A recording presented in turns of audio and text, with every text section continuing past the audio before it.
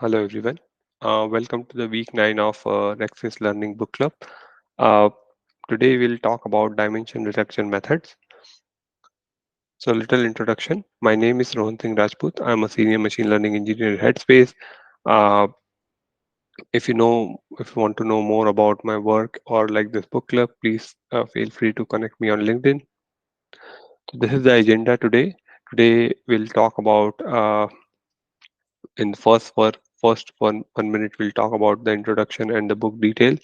In the next 45 minutes we'll discuss about the learning from the book.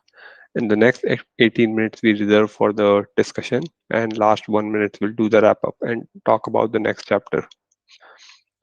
These chapters will be recorded, but this discussions are not. So yeah. So little information about this book. The name of this book is Building Recommendation System in Python and JAX. Why did we choose this book? We chose this book because this is a state-of-the-art book in recommendation system. It's a highly practical oriented with the focus on building production level system, and it is written by an industrial professional who have hands-on experience building real-time recommendation system. So, uh, if you remember from the uh, previous session that we implemented a metric factorization algorithm, and in that metric factorization algorithm, uh, we implemented on using weight and bias platform. The weight and bias platform gives us ability to run like multiple hyperparameter setting and multiple runs to find out the best hyperparameter setting. It also helps us to visualize our run and track that how our learning rate is going uh, or our learning are going. So here we will discuss about like the output of those results. So in the first graph, we'll talk about the loss during the training. So as we can see that in these various like runs, right? These each represent like a individual run with different setting of hyperparameters. We see that like we are getting a monotonic decreasing uh, loss, which is a good sign that our algorithm is working. And the x-axis here represent the iteration, and the y-axis represent the test mean square error. So we see that like in different loss, like different regularization technique across the various fold. So in this particular method, we use like k-fold cross validation, and for the various folds, we have like uh, monotonically decreasing loss. So for this L2 loss, we have like this particular curve, and for the Gramanian loss, we have like this another curve. And all of these curves, we can see that like our loss function is constantly decreasing. Now, now we'll talk about like the various hyperparameters optimization techniques.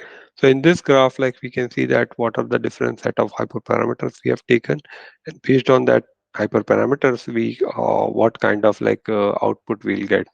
So in this particular heat map, we can see that like we are trying to if we read this heat map, the orange value represent the higher mean square error, and the purple value represent like a lower mean square error. And we are seeing across like various cross-fold various setting how our loss function is changing. So if we see this loss by hyperparameter setting, where we have like alpha, L2 norms, dimensions, a prior the standard deviation of the prior. We can see that like for certain set of hyperparameters, we have like a lower loss. So if we want to read this graph, we can read this in such a way that like if we keep like alpha as 1.6, and then it increases like for EL2, we have like 0.15, and then embedding dimension is around 30, then the Gramanian loss is zero point 0.9, then the prior distribution is 2, then we have like a around a 2.8 mean square error loss. So this actually lines represent like one particular run. And similarly, we can have like a small, a better run using like this particular setting, right? So uh, it helps us to find out the optimal set of hyperparameter that can help us to minimize the mean square error uh, loss. Or we uh, also see like the another plot, which is an important plot here, is called Pareto frontier. This Pareto frontier help us to find out on uh, what we call something a convex hull, which help us to find out a, a set of hyperparameter that can help us to reduce the mean square error loss. Now, each individual dot here represent a, a single run. So, so this uh, dot represent like a one run, right? And we have like several dots here. And then what we can do, like we are using like different hyperparameter setting to get like this is like H2, like with the second hyperparameter setting. So we have like all this hyperparameter setting and we have like different runs. And based on this different runs, what we can do, like we can uh, draw this line, which is called as the convex hull. The convex hull, like is a line that encloses or, uh, encloses all these points with the minimum, with the minimum value. And this convex hull is represent this line actually, basically this particular curve is known as Pareto frontier. This Pareto frontier help us to find out the minimum value for each hyperparameter setting. And we are using like Bayesian hyperparameter search for the best candidate. So we start with search some kind of like prior, like let's say normal distribution of parameters, and based on like next turn, what we do, we update our prior uh, based on the performance of the previous run, and iteratively we'll try to find out like best hyperparameter setting for our uh, uh, entire let's say run. And after that we'll put this convex hull, which is also known as Pareto frontier, to find out all the values that can help us to achieve like lowest loss. Now there is another important techniques we should use in recommendation system is called frequential validation. So this frequential validation help us to what it does actually, that we know that like the recommendation system are inherently sequential system. That means that like if we talk about like a one particular timestamp, you watch a movie at particular timestamp T1, and after that like it influence you to watch another movie like T2 at timestamp T2, right? It's a, like a sequential problem where the recommendations are like chosen by user in a sequential manner, and it's always like a forward going method where the time always move forward, and like you have like the various timestamp for each every individual interaction. So what we are trying to do, we are trying to uh, create our like validation in such a way that like we keep this like historical test, like so whenever we do like testing, whenever we select like a historical run, like this is the historical trainings data we have, we always want to like predict our like test our model on like future prediction, right? So what our model actually uh, predict after like seeing the historical data, and we try to like keep the same setup in our training and validation. In the training also we'll try to keep like train a model such a way that like it learns from the historical data and like predict the future data. uh, so here we are like implementing that setting. Here we are using something called rejection sampling, which can help us to reject like most recent timestamp, and it o- it has like certain kind of rejection criteria. Based on that, it only uh, accept samples that meet like a certain acceptance criteria. So uh, we assign like a some probabilities to our uh, observation, and based on that observation we'll check that like whether uh, we should include this data or not. If we reject it, we'll return them and like repeat the next one. So uh, with use or rejection sampling, what we can do, we are trying to train our recommendation system so it always predict on like future data based on historical data. Now we there is another method. So in this metric factorization, what we can also do, like we can also use like uh, so historically we have seen that like we are generating like in metric factorization this user and item metrics, right? So this is the user metrics and this is the item metrics, right? Now the problem is like sometime when you have like very high number of users, this user metrics can explode, right? So it can be like, let's say, number of rows. So it's like around like 2 million users, and let's say we have like around 50 features, right? And similarly in the item set, like sell, let's say we have like around 1,000 items cross number of users, and like number of features we have around 50, right?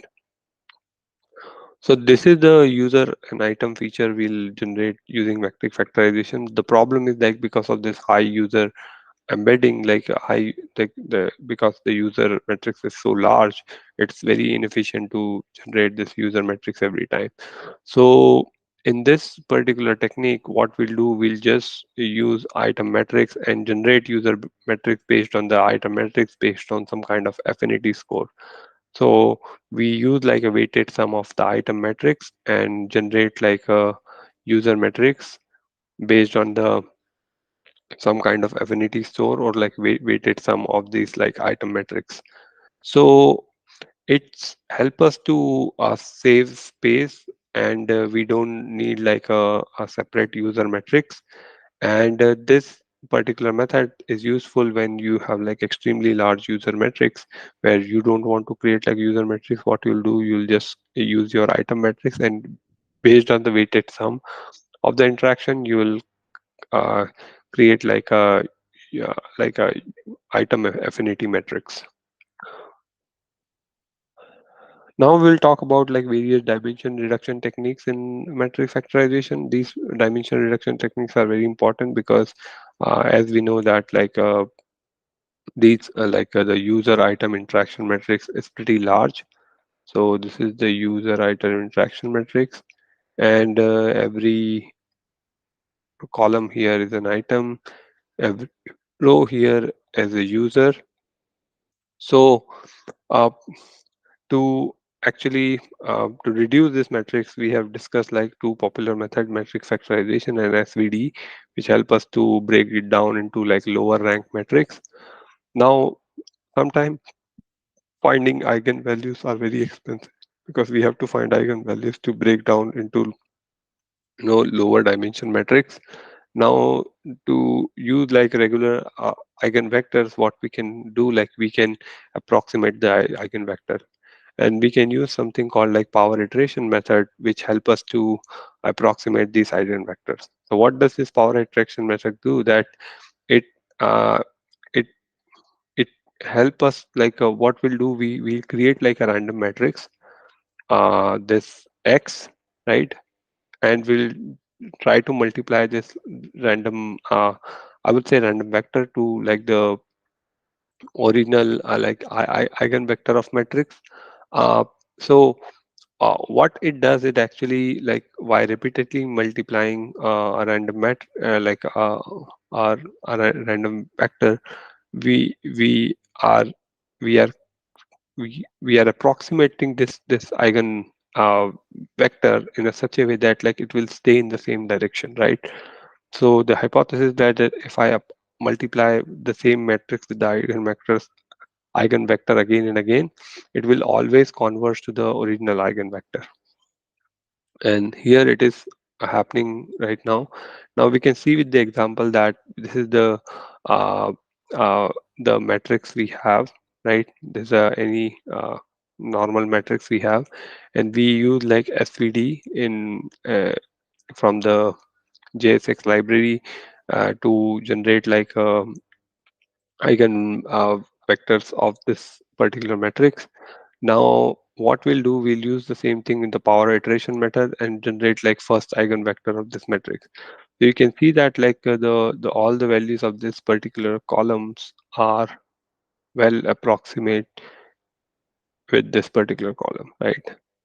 So as we can see that like this minus 3 7 and this is like 3 5, then 8 3 7 5 20 16 39 49, right? So there is a well approximation. It is not the exact value because this is an approximate method.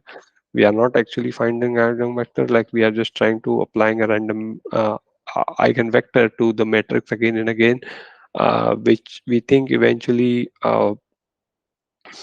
reaches to the uh, eigenvector as we are normalizing the value. Now, once we find out the eigenvectors, how we can find the recommended uh, items. So we'll use this method to find out the recommendations for user using eigenvectors.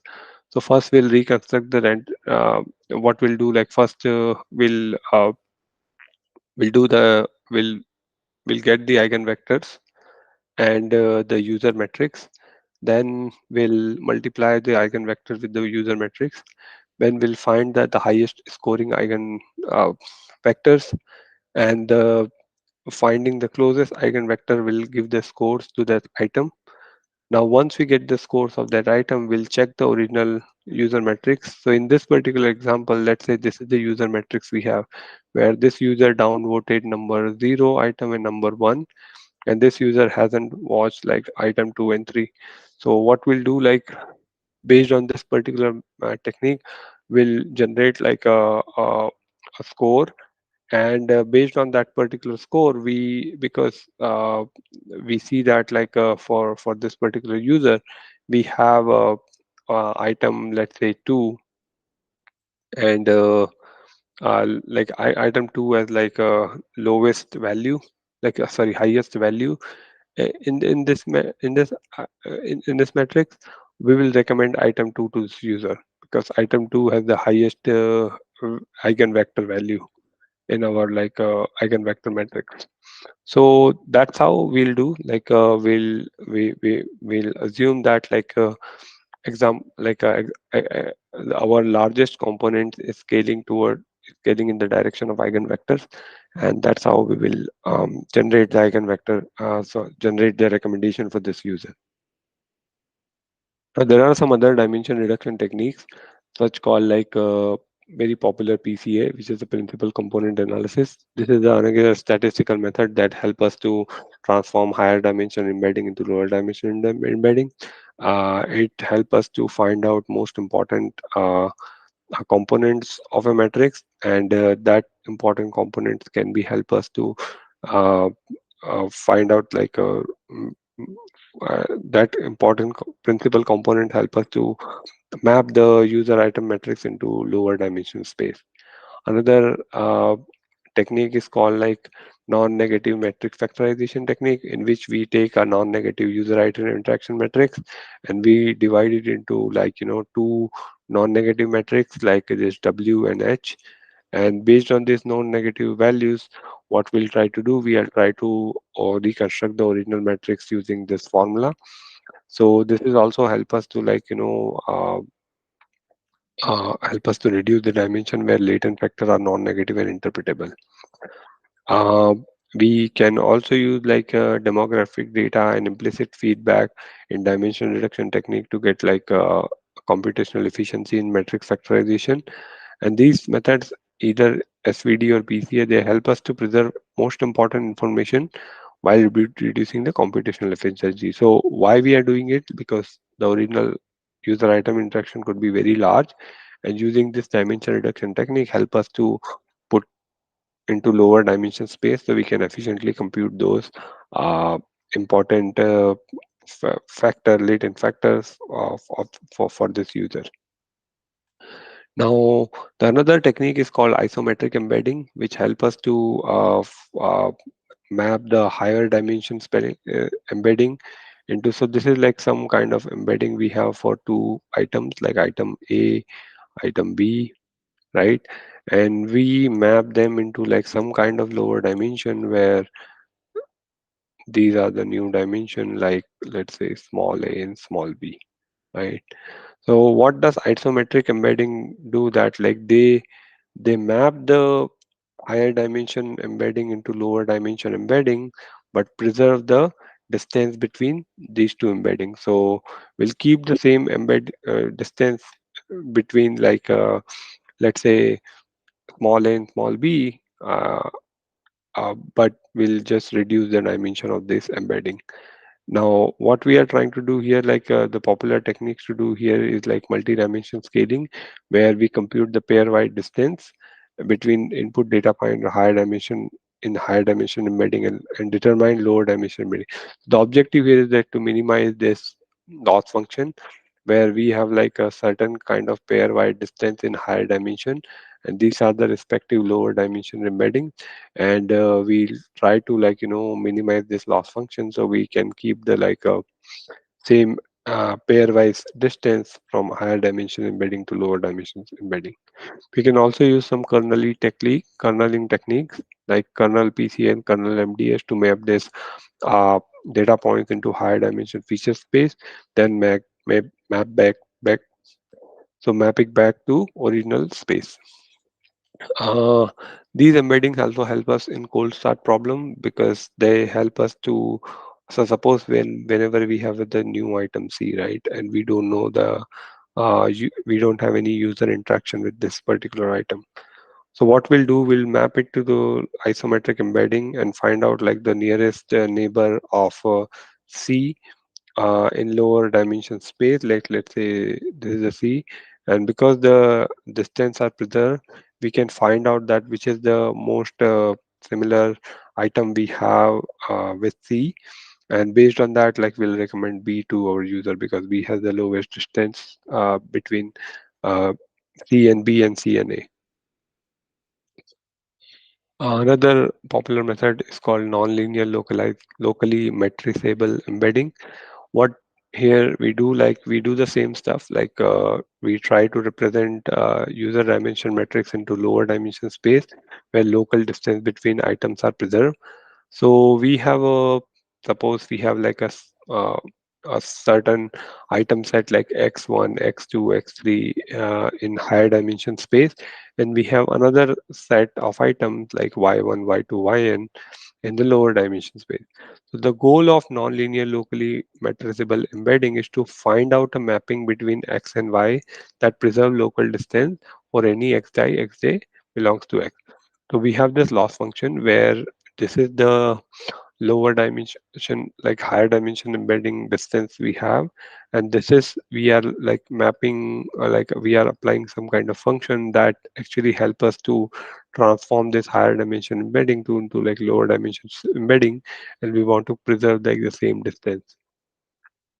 Similar thing can be done using like a autoencoder because the autoencoder help us to like map uh, higher dimension uh, embedding space into lower dimension embedding space using something we call uh, encoder, right? So this is the like a neural network we put into between, like let's say this is the neural network. So we'll feed like a higher dimension embedding items to this neural network, and this neural network will generate some kind of lower dimension embedding space, right? So this method will use like as an encoder, and in decoder, right, we'll use like this lower dimension embedding space using another, like let's say neural network, and we'll put it back to another higher dimension embedding space, right? So this is how like we'll do that. So what we are trying to do, we are trying to optimize this loss function where xi is the original item we have, and this is the f theta here is the uh, a encoder, right? And G5 is the decoder, right? So what we'll try to do, we try to preserve this encoding decoding space in this Euclidean ROM, and we try to find out the theta and phi such a way that like will preserve, like will minimize this loss function. Uh, so another popular method is called like TSNA, which is very well known. In the TSNA, we again like do the same thing. We try to map the higher dimensional embedding into lower dimensional embedding while preserving the pairwise distance.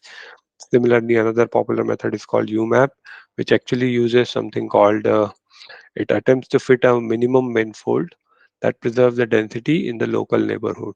So here what we are trying to do, we in this particular loss function CY, we have this pairwise distance in the uh, higher dimension, like higher dimensions embedding space, and this is the pairwise distance we have in the lower dimension embedding space. And what we are trying to do, we are trying to decrease this loss function so we can find the optimum value for uh, our like a optimum value for our loss function. Similarly we can also encode like user and item information in this embedding space. So we can like let's say suppose you have like a item A and this has like some kind of demographic information D, right? And another information, I don't know, language information or something. Like you can actually use this kind of embedding method, like any kind of embedding method E, which will generate some embeddings for you, and you can attach to A, and then you'll use your metric factorization. Again, this kind of embedding help us to overcome the cold start problem, lot like we saw in the previous methods. At the last, like this chapter discuss about like the centered kernel alignment, which is a process where whenever we train neural network, their latent representation at each layer expected to express correlation structure between the incoming signal, right? So this is the neural network we have. Suppose this is 1, 1, 1. Okay, this is some more neurons, and then finally output, right? So this is how our neural networks are there. Yeah, these are like interconnected with each other. So this is the, let's say this is the layer 1, L1. This is the layer 2, L2. This is the layer 3, L3 respectively, right? So what we are trying to do, we are expecting that like there is a relationship between like one layer to another layer, right? And these relationship can be expressed using this there is some kind of correlation among these layers. And what we do, like uh, we compare these like layers with each other, and this comparison of layer representation is called like correlation analysis. So for an MLP of layer 1 to n, the correlation may be represented by n by n, right? Matrix pairwise relationship. The idea that each layer comprises a series of latent factor, and similar to correlation is analysis of the other feature data set. These latent features is simply summarized by their covariance. So we can use like simple there, like we can generate a, like some kind of correlation matrix, which will be like n cross n, because every layer has like another correlation with another layer. And this relationship can be like we can use their covariance to represent this relationship. So this is the way we can actually find out like how the one layer is interacting with the other layer, and how much correlation happening between like each and every layer. So with that, like we'll conclude the uh, today's session. In the next session, we'll talk about like some more things in chapter 10, and then we'll start like chapter 11, which is which discuss about like metrics in recommendation system. So we'll use like various personalization metrics to measure the performance of recommendation system. So with that, like I'll conclude the presentation, and yeah, if you have any question, please feel free to ask.